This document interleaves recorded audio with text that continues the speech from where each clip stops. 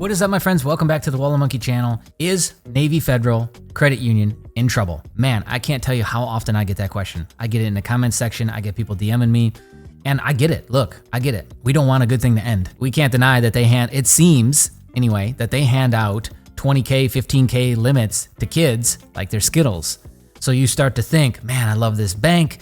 They're treating me well. You know, I'm kind of running my own little scheme on it, my own little gambit, right? I'm trying to max myself out at my 80,000 max exposure limit, and I don't want this to end before that happens or even after it happens because they're maybe being careless with how they're loaning out. So what I figured we could do today is actually go over the capitalization of this bank and their assets and how they're looking from a health standpoint.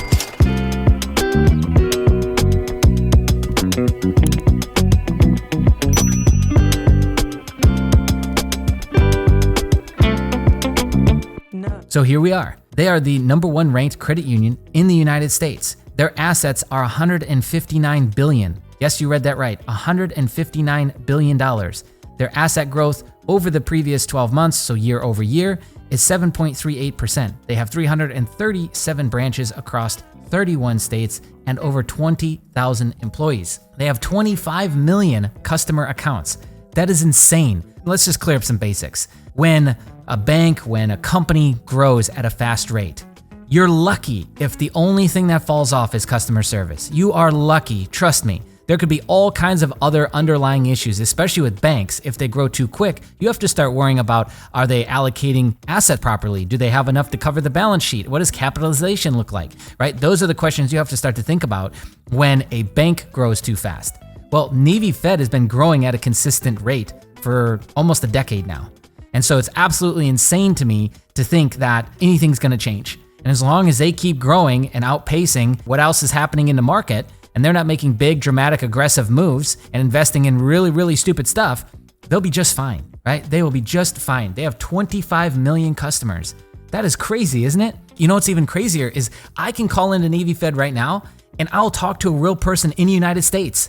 They will not filter me through India or, somewhere in the Middle East. I will not have to, go through 5 different prompts just to get to, that first person and then, have them transfer me over to, onshore to the US to then get my problem solved. Yet we deal with that with big banks. So I can still call in the Navy Fed and I'm talking to somebody. So they've kept that really, really tight. With all this growth, they've been able to stay ahead of that, and their staff is extremely knowledgeable. Like even the general people that you talk to when you first call in, they've got a ton of knowledge about the bank and how it operates. That's usually really difficult to do because there's others in this top 10 that do not do that and who have failed in that sense. And as they've grown, even in the top 100, as these credit unions have grown, they've run into problems, right? So anyways, Navy Fed, the largest credit union in the United States, $159 billion in assets. Let's break it down. Here we go. They are a A+ health rating. So the Texas ratio is an indicator of how much capital a bank has available compared to the total value of loans considered at risk.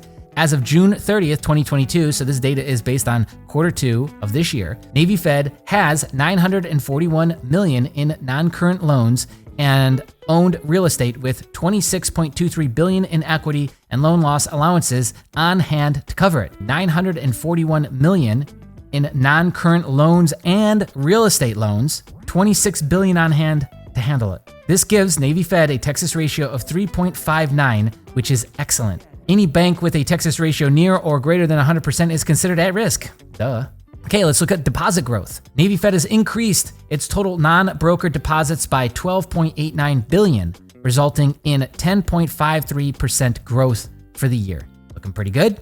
And lastly, capitalization. Higher capitalization allows for a greater buffer when to cover loans that may fail in the future. It's kind of funny how that's like a massive typo right there.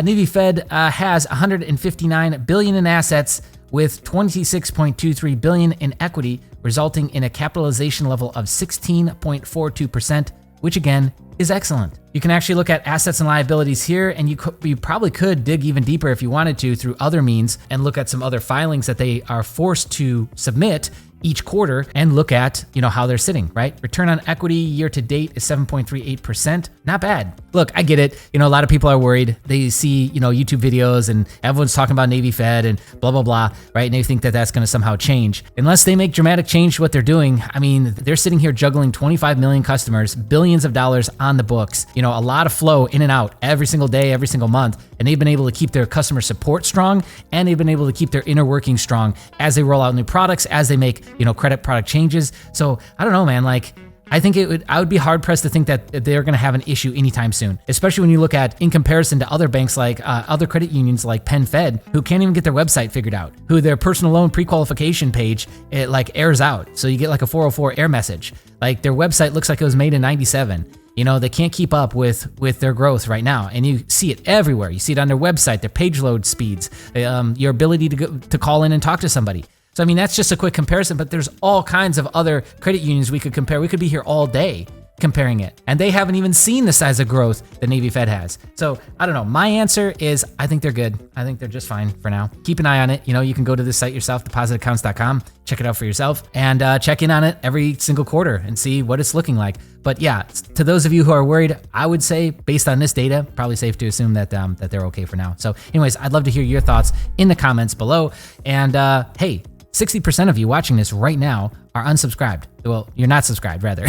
You are just a viewer passing by. So this is what we talk about. We talk about credit cards. We talk about side hustles. We talk about growing your wallet with credit, right? So taking that credit, leveraging it, and growing your wallet. Stick around, subscribe. And thank you and shout out to all of our Patreons who make this happen every single day. We love you guys. You're going to see their names on the screen right now. And there's a join button underneath for the Wallet Monkey Club. It is $4.99 a month, and you get all kinds of perks and access. So check that out if you want.